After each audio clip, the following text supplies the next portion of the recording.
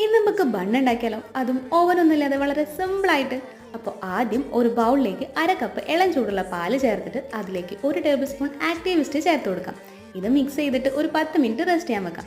ആ സമയം കൊണ്ട് ഒരു ബൗളിലേക്ക് 1.25 അളവിൽ മൈദയും 30 ml ഓയിലും 1/2 ടീസ്പൂൺ ഉപ്പും 2 ടേബിൾ സ്പൂൺ പഞ്ചസാരയും കുറച്ച് മുട്ടയും വാനില എസൻസും കൂടെ ചേർത്തിട്ട് ആ ഈസ്റ്റിൻ്റെ മിക്സ് കൂടി ചേർത്തിട്ട് നന്നായിട്ടൊന്ന് കുഴയ്ക്കാം.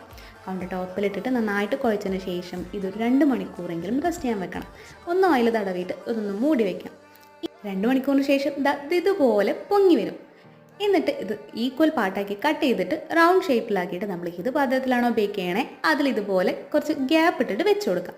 ഒരു 15 മിനിറ്റിന് ശേഷം ഇതുപോലെ പൊങ്ങി വരും.